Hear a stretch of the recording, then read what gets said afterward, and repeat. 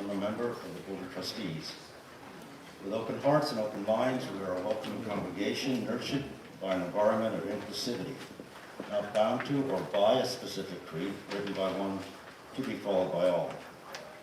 Through covenant with one another, we affirm and promote 8 principles as our core values, with love and justice, a common thread always present throughout each. At the end of the day, it's our deeds that best define who we are, our search for the truth, and with equal resound our connection to the world around us. You can always find these 8 principles on the back of the order of service, and there's a lot of good stuff there. Definitely worth taking a look at more than once a week. It's our tradition to welcome first and second time visitors, those of you who haven't been here in a while. Stand if you're comfortable in doing so, introduce yourself, and tell us where you're from. Can we start on that side? Back to front.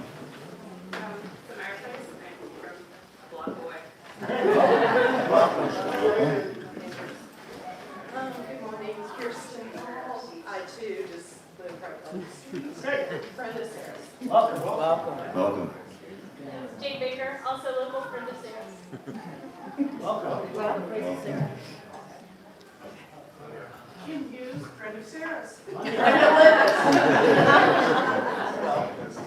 I don't know Sarah yet.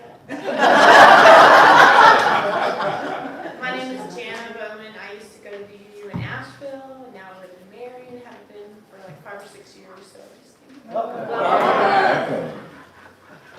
Anybody else on this side? one more. Welcome back, Dakota, who I have for Labor Day weekend.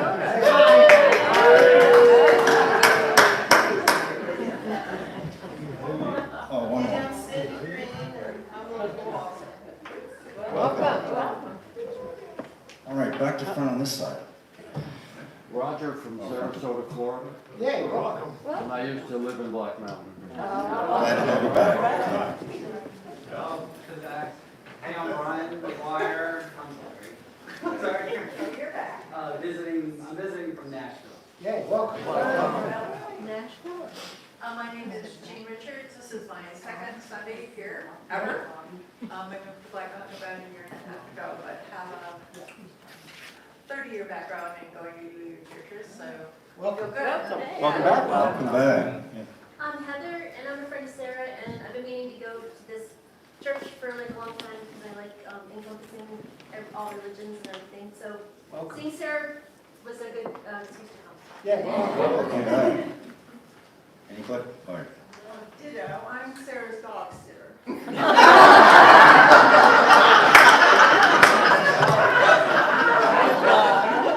Welcome. Bill McFly from 2 blocks away, and we had to be here for Sarah's Sunshine. All right. Okay. My name is Elaine, I'm a customer of Sarah's Pottery. And I also live right up here on the street. Yeah, welcome. Born up wire on your street. Hi, Sarah. Welcome. I think we just started a new church. Thank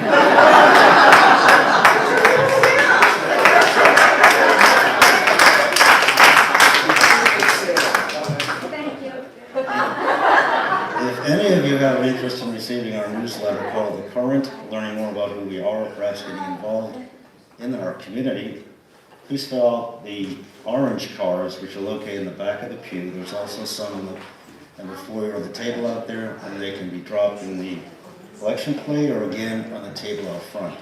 We also have folks that are wearing an orange name tag, part of our membership committee identified. Please feel free to speak with them directly after the service during our coffee hour. A few announcements I'd like to make. We'd like to extend a sincere appreciation to all those who participated in You the Vote, sponsored by the Social Action Committee, along with a special thank you to Catherine Thorpe for organizing this event. My understanding is that there were 1,000 postcards addressed by 23 volunteers on site last Thursday afternoon, and additional packets were picked up by other volunteers to be addressed at home. Once completed, and these will be distributed in September to residents in Mecklenburg County. What an accomplishment.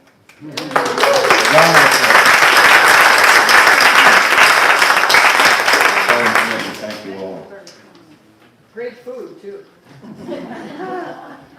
Another quick reminder, concerning the annual auction in November, in the coming weeks, several volunteers will be reaching out to members and friends for donations. We're hoping this will be our best year with your support, so thank you in advance for any contributions made to this event. We end this part of the service with respect that the land that we're on today was and remains the ancestral home of the Cherokee and of other indigenous people who, through stewardship, understanding, and conservation, survived and still thrive in this land. We acknowledge their enduring connection to their homeland. Opening words and chalice lighting will be discussed by Lee Ray this morning, and let us begin our service prior to.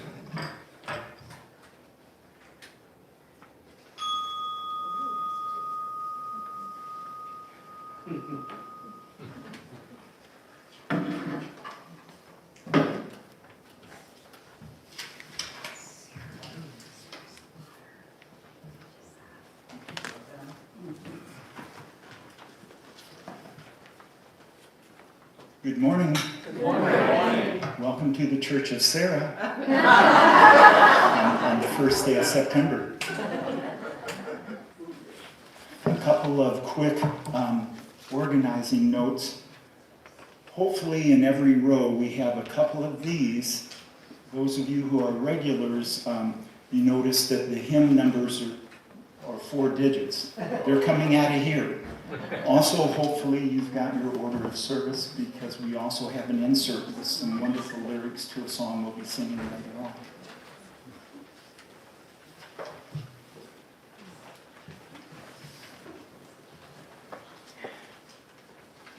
May this service illuminate our souls, inspire our hearts, engage us in service for a better world.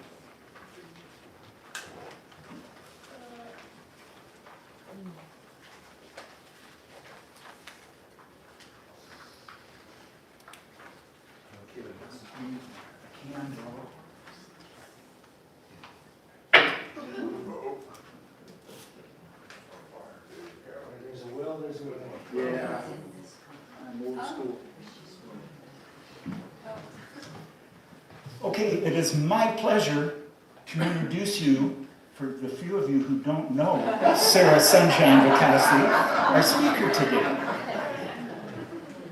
She has a Master's of Divinity from the Naropa Institute. She founded and runs the Eco-Chaplaincy Initiative, which offers spiritual support to people engaged in environmental and social justice work.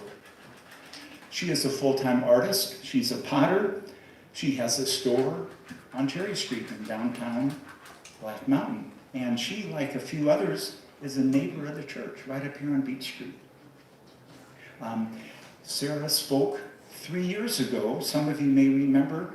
She introduced us to a concept of radical joy.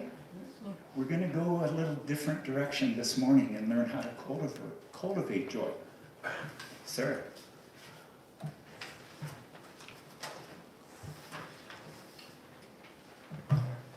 Thank you, Lee.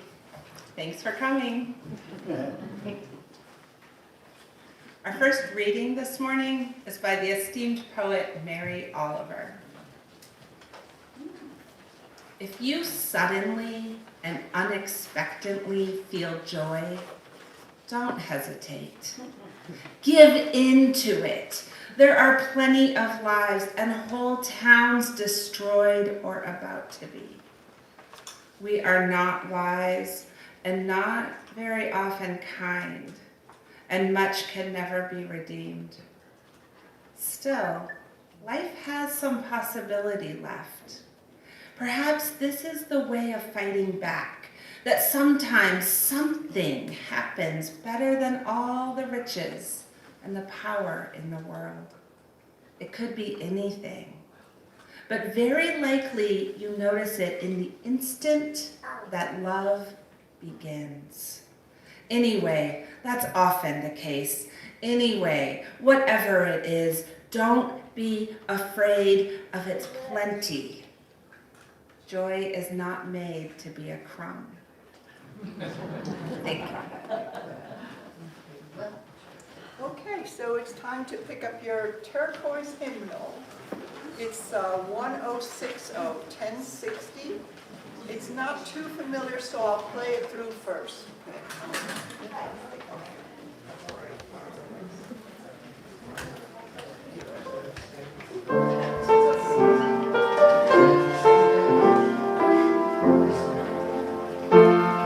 Stand if you're willing or able. And able.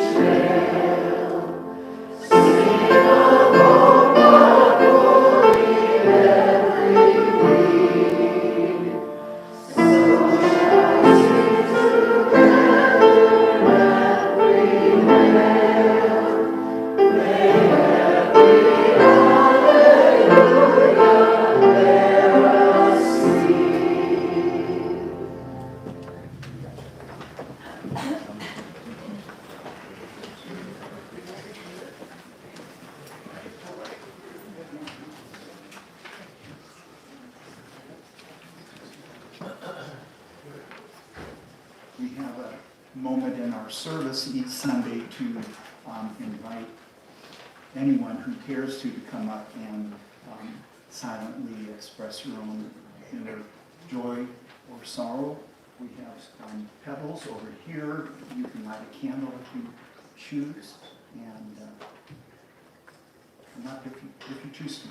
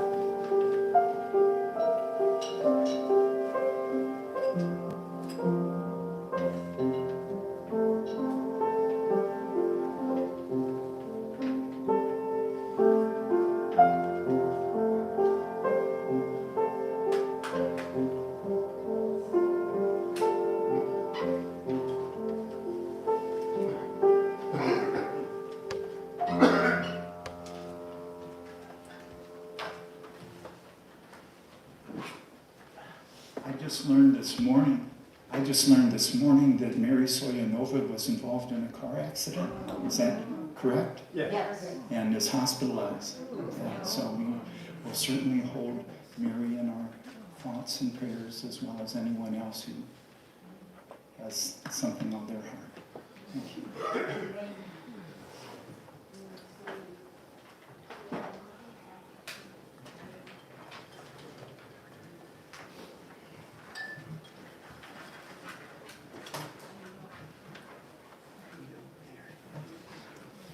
We're doing the prayer at the end and the second reading now. The second reading is by a Zen master I had the great honor of learning from and practicing with, Thich Nhat Hanh. We can smile, breathe, walk, and eat our meals in a way that allows us to be in touch with the abundance of happiness that is available. We are very good at preparing to live, but not very good at living. We know how to sacrifice 10 years for a diploma, and we are willing to work very hard to get a job, a car, a house, and so on. But we have difficulty remembering that we are alive in the present moment, the only moment there is for us to be alive. Every breath we take, every step we make can be filled with peace, joy, and serenity. We need only to be awake, alive in the present moment. May it be so.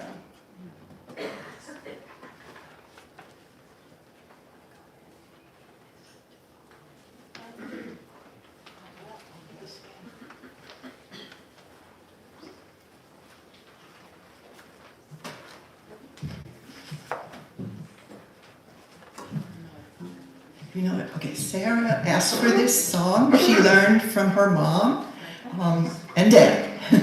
Give yourself to love. So you have the words on an insert, and then I realized that Sue Stone has performed this. She knows this, so she'll be leading us with the guitar.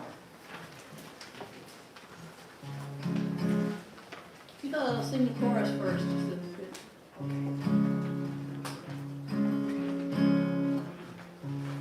You must give yourself to love. If love is what you're after, open up your heart to the tears and laughter. And give yourself to love. Give yourself to love. My friends all gathered round. And I would say, what brings us together here has blessed us all today. Love has made a circle that holds us all inside. Where strangers are as family and loneliness can't hide. You must give yourself to love. Love is what you're after. Open up your heart to the tears and laughter. Give yourself to love. Give yourself to love. I've got these mountains in the rain. I've learned to love the wind. I've been up before the sunrise just to watch the day begin. I always knew that I knew, but I never did know how. But like sunshine on a cloudy day, you stand before me now. You must give yourself to love.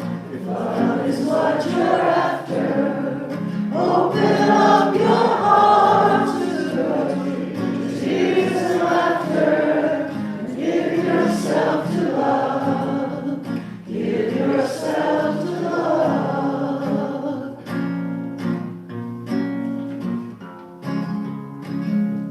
Love is born in fire. It's planted like a seed. Love can't give you everything, but it gives you what you need. Love comes when you're ready. Love comes when you're afraid. It'll be your greatest teacher, the best friend you have made. You must give yourself to love. If love is what you're after, open up your heart to the tears and laughter. And give yourself to love. Give yourself to love.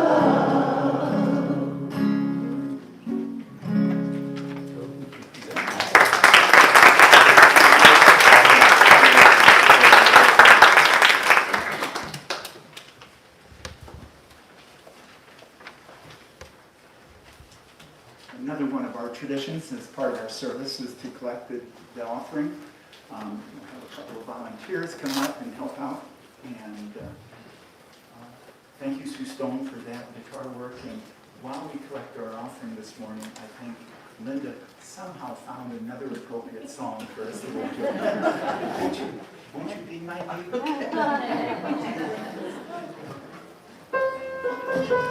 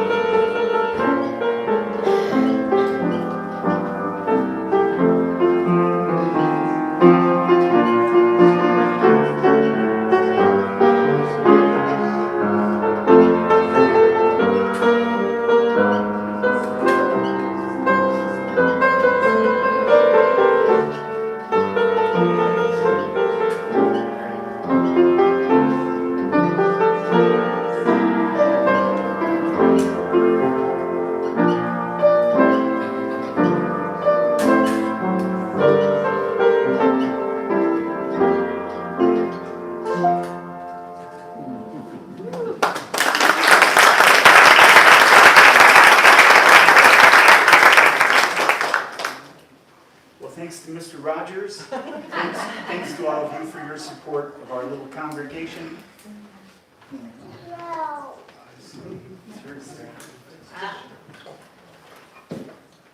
Thank you, Linda. It's fun to think about joy, right?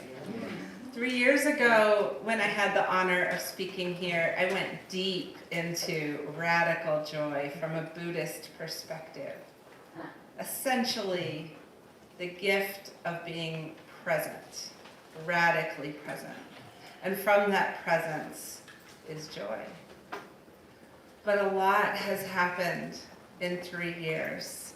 And goodness, aren't we ready to also talk about the fun of joy, the sweetness, the smiles? So those that haven't met me yet, my name is Sarah Vekasi. I do live at the end of Beach Street, very close to here, and I have a store on Cherry Street, Sarah Sunshine Pottery. So named because evidently, even as a child, I was rather sunshiny. My mom always called me Sarah Sunshine, and it worked. But there is work to being joyful. It isn't something that just comes from nowhere, right? And it isn't something that can be pretended or forced upon us. So I plan today to use my training both as a chaplain, my experience as an activist in really hard situations, and as a shopkeeper and maker, just to bring what I have decided is ways we can bring joy into our lives more, how we can cultivate joy. I like to think about joy a lot because to me, joy is something that has no opposite. In the Buddhist practice, a lot of the formal canon of Buddhist practice is undoing duality. And so many things in our lives are set, especially now, to create duality and division, and us versus them, this versus that, good versus bad. There are possible opposites to joy like grief, mourning, despair, but even in those spaces, little bits of joy does poke up, doesn't it? It doesn't get rid of your despair or your mourning or your grief to experience joy. It's something that can live on its own and can be experienced.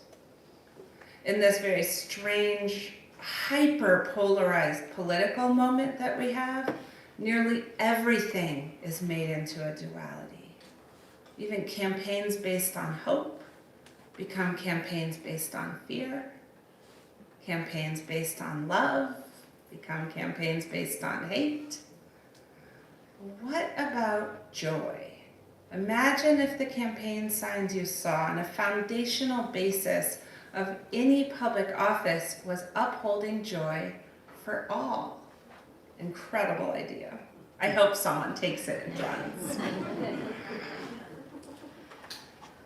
Evidently, when I come to this congregation, I think this is my 4th time here, and every time I come, I like to make lists.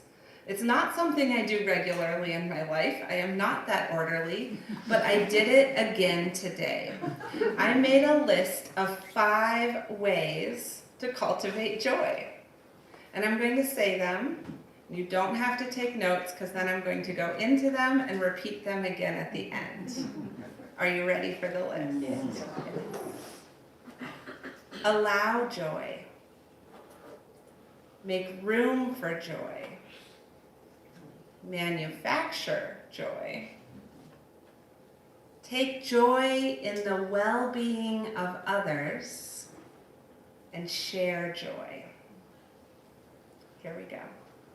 First of all, to have more joy in our lives, and as such, more joy in the world, we have to allow ourselves the experience of joy. Often it's something that comes natural to us as a toddler or a child, Hopefully, it's something that has come natural to us as a toddler or a child. Even in the most stricken, horrific situations, you will see little kids playing soccer. You will hear that sweet sound of a kid giggling. It is something that humans seem to know in our body how to do, and as we get older, we squash. We don't allow it. Perhaps we think it's selfish, or perhaps we think it's not a good political move to laugh and experience joy. Or perhaps someone somewhere squashed it.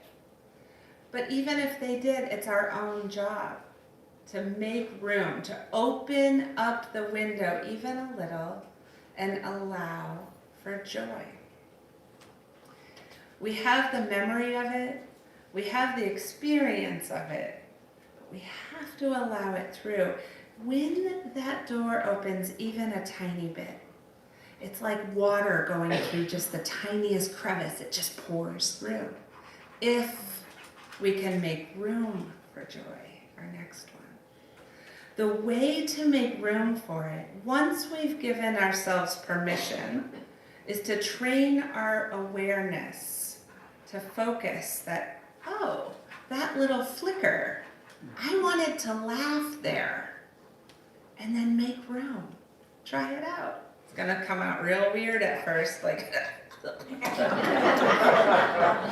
you know, but it gets easier, right? Like anything.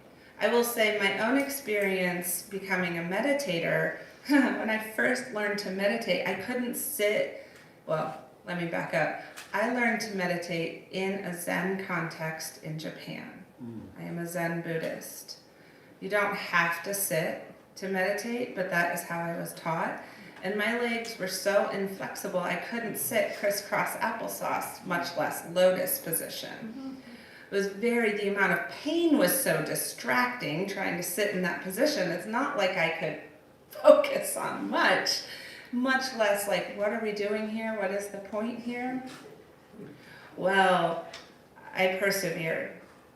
I persevered so much that I stayed in a monastic context for 3 years. And I learned a lot from that experience. And the essence of what I learned, many things really, the point of what I'm trying to say here is that with practice, things get stronger. Of course I could sit in lotus position by the end, no big deal. That was nothing I was focused on. Instead, ending suffering for all beings. No small feat, right? If you make room for joy, and you let yourself practice making room for joy, even though it's awkward and hard at first, it gets easier. It becomes more natural. You can return to that spot where if something joyful is in your experience in that moment, you can process it like that. You don't have to think it through or force it. It comes up. Now, why would we want to be making room for this? We live in hard times. The truth is, our bodies, we have all these spiritual thoughts and lofty ideas, and we also are in these human bodies. They're animal bodies, right? They're biophysical wonders. They're extraordinary. And part of what makes them run is all of our hormones. And if we don't access them, our health can deteriorate. Well, one of the fascinating ways to have stronger health, I kid you not, is to let yourself, force yourself, even manufacture situations to experience joy so that we can have dopamine, serotonin, endorphins. We need those hormones to get our bodies to work in the way that they're meant to. One of the lowest points of my life, I've had plenty, we've all had plenty. So one of the specific real dark eras, things were crashing in politically and personally. It was hard. I was mired in heartache for the world and sorrow in my personal life. I had depression, and a friend of mine, while I was living in Boulder, Colorado, I was going to Naropa University, He invited me, actually sort of forced me to go to a laughter yoga class. I was like, Lord, no. I am a mountain girl from Montana, and I can go so far, but not that far. He was like, you are going, and you're going today. I could tell some people know what laughter yoga is. Is there anyone that doesn't? Yeah, I'm going to explain it for those that don't, because I definitely didn't.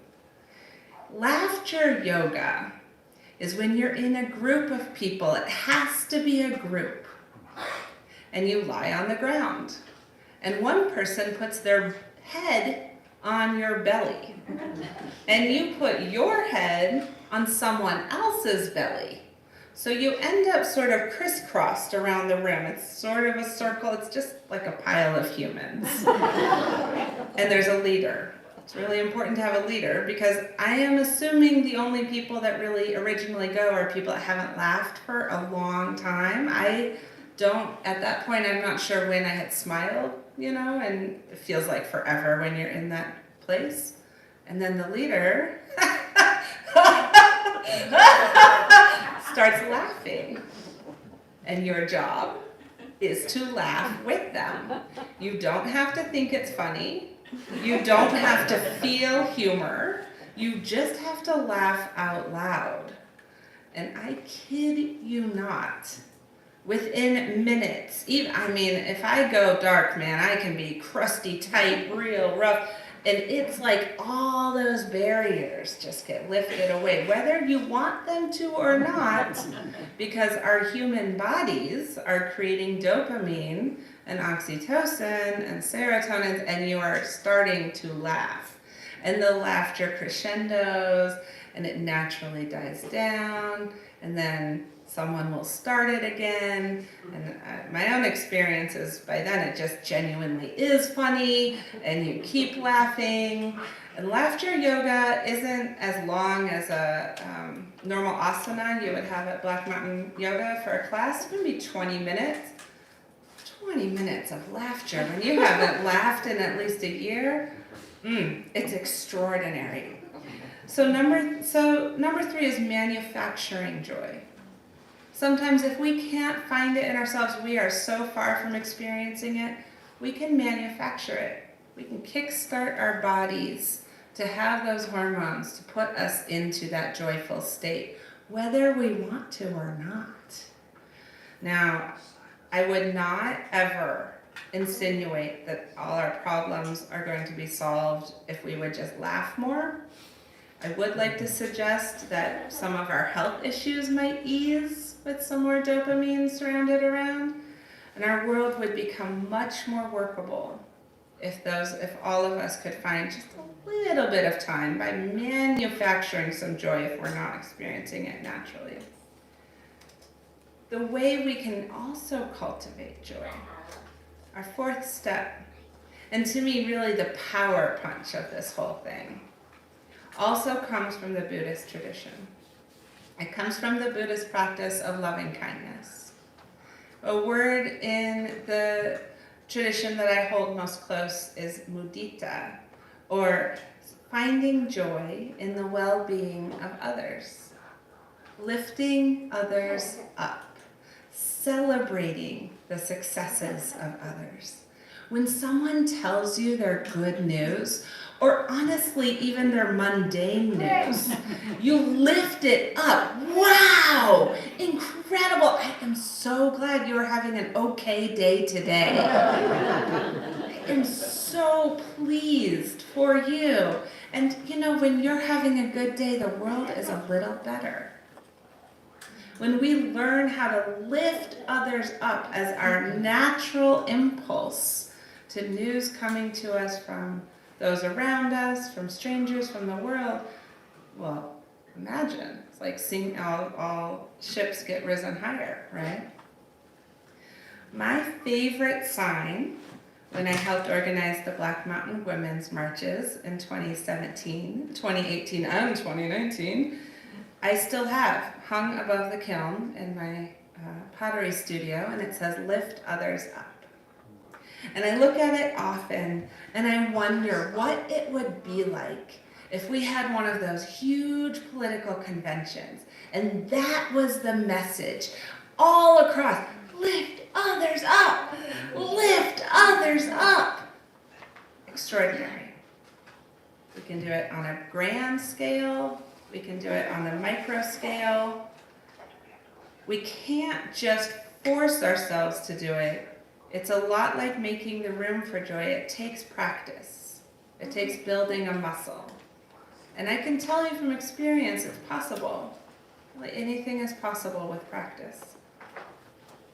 Once we have cracked open our lives to the power of joy, our final step in our work of cultivating more joy in this world is to share joy. Because it at first is a personal experience, but the personal is political and the personal can be shared. It is important to find the courage to allow ourselves to celebrate others in public, to lift one another up out loud, to say, I am having a good day. I hope you are too. When you know someone's having a terrible day, to say, I hear you. I am with you. To meet them with profound empathy, and if any tiny window for laughter comes, to meet them there. To not force any which kind of experience. In a Buddhist context, if you practice Mahayana Buddhism, which I do, the core of the practice is to end suffering for all beings, sentient and not. That means wishing well for all, for yourself, for others, for all. And we end any practice with this thing called dedicating the merit. So it's a way of sharing our practice that is done quietly and personally. We think, if anything good came out of my practice today by learning this act of making room to cultivate joy, may it be spread to others. May others be able to find time for joy. This practice of focusing to figure out, dedicate the merit of your actions and share it forth in the world is something we can all do, even as easy as by saying, I celebrate you. I want this for everyone. I give it freely. Now, dedicating the merit of our actions can get cerebral. A lot of Buddhist practice can get cerebral. So what I am trying just to say is that when we are learning to cultivate joy for ourselves, it is important to wish joy for others and have that experience, that seed of experience. Like, imagine a dandelion and blow the seeds forth for everyone so it can be planted throughout. So in conclusion, I believe in joy. I believe in the expression of joy. I believe in the importance of doing the work, especially when it seems impossible to cultivate more joy, even when we need to do it by manufacturing it. And one of the ways we can get to that space is by lifting others up, by holding others, celebrating their successes. We can manufacture joy when we have to by helping our animal bodies produce the hormones, the happiness hormones we need. We can learn and practice mudita by celebrating the successes of others and finding room to build others up and lift them up. And we can then share and project joy in this world, because make no secret, if there's one little bit of laughter in the room, there's going to be more laughter in the room. And when one person feels sunshiny or happy, it affects all of us. So I'll say the list of 5 again. You can ask me for them later if you want. To cultivate joy, I recommend that we allow joy into our lives, that we make room for joy. Even once we allow it, we also have to make room for it, that we learn to manufacture joy when we need to, and we lift others up by taking joy in their successes, and we share and project joy as often as we can. And with that, thank you so much for having me today. We're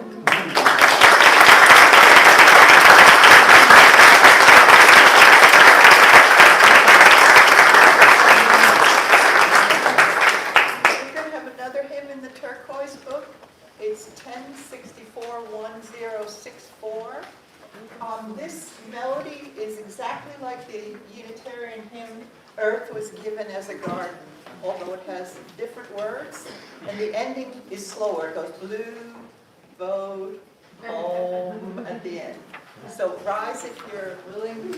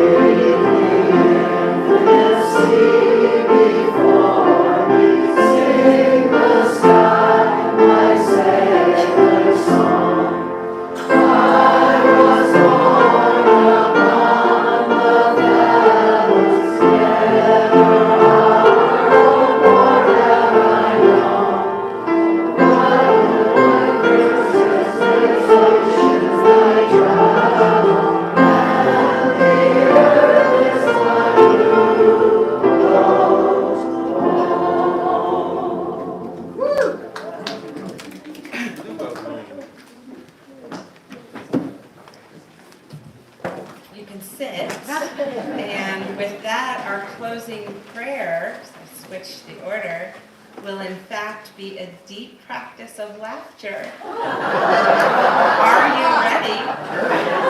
We will end when it seems like appropriate time. So here we go.